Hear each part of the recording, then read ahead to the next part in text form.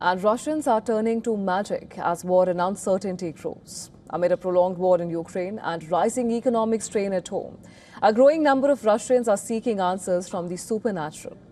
In Moscow, self-proclaimed witch Natalia Malinukaya, she says her client base is changing more and more. They are men connected to the front lines of the war in Ukraine. Soldiers and their families are turning to her for help, seeking protection, reassurance and even answers about their personal lives. Listen to this.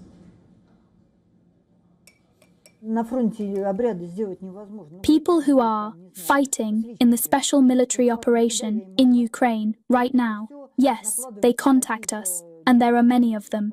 Many soldiers travel via Moscow. Some of them are in Moscow already. So, I always say, when you return from the front line, and if this is still relevant to you, then come and we'll do something.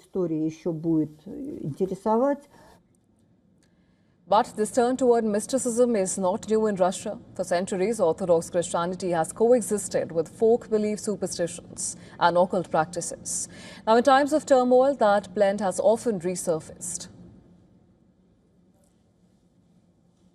What interests me here are various types of incense that are intended for a specific purpose. For example, for cleansing a space or for good luck. During the final years of the Russian Empire, figures like Grigory Rasputin gained infamous influence, claiming spiritual powers, even as the state began to collapse. A similar surge in belief followed the fall of the Soviet Union, when economic chaos and social uncertainty drove many towards an alternative source of comfort and control. Now, history appears to be repeating itself again. The war in Ukraine, which now continues to drag on for years, has taken a heavy toll. It has strained Russia's economy, pushed up the cost of living, and left many families facing prolonged uncertainty.